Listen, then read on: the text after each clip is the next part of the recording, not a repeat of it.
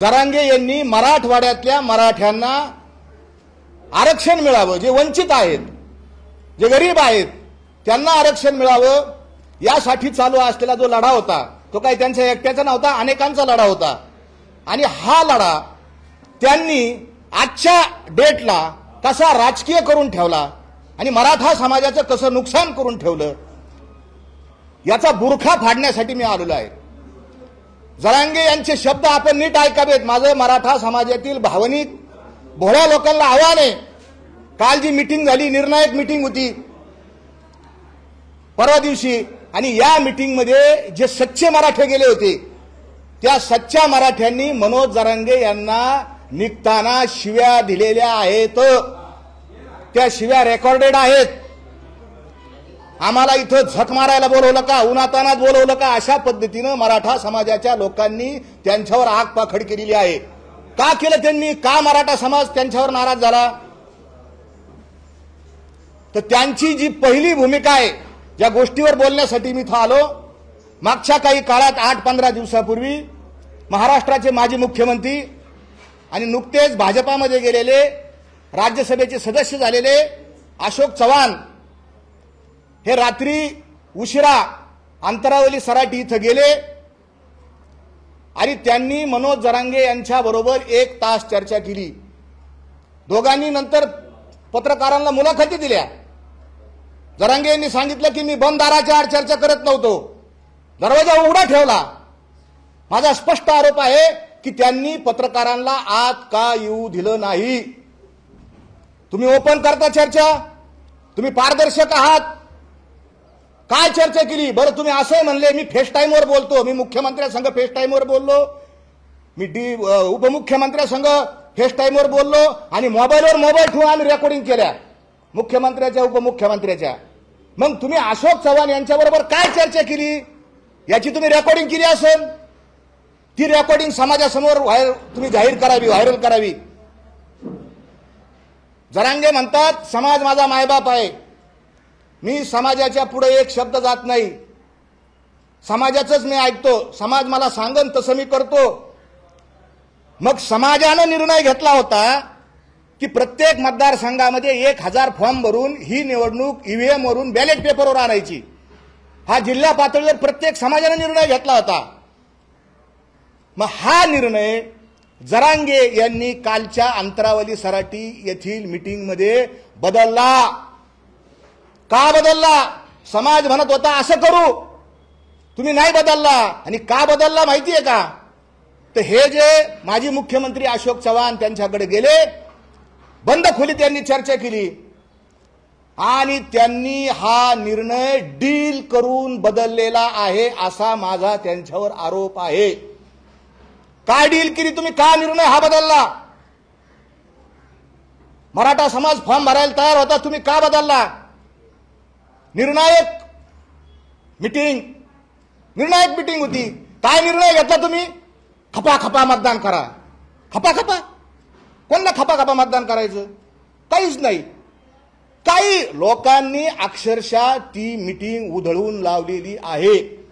आपल्या सगळ्या मीडियावरती लोक उठले, जरांगे यांचं समाज आता ऐकत नाही।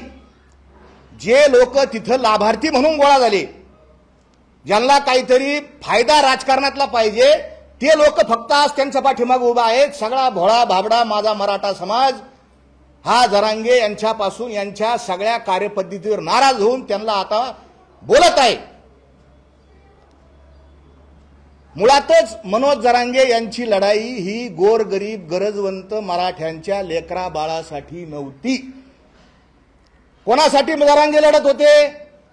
तर ज्यांना गावात ओबीसीच्या कोठ्यातून सरपंच व्हायचं होतं, ज्यांना ओबीसीच्या कोठ्यातून जिल्हा परिषद, पंचायत समिती, नगरसेवक व्हायचं होतं, अशा गावातल्या 4-10 लोकांसाठी मनोज जरांगे यांची लढाई होती। मनोज जरांगे यांची लढाई ही राजकीय होती, ही गरजवंत गरीब मराठ्यांच्या लेकरा बाळासाठी नव्हती आणि असणारही नाही। काल त्यांनी जे त्या मीटिंगमध्ये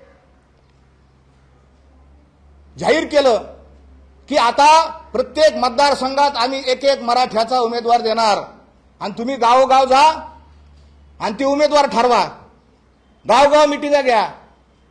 ह्या मनोज जरांगेंनी मराठा समाजाचं एवढं अतोनात नुकसान केलंय.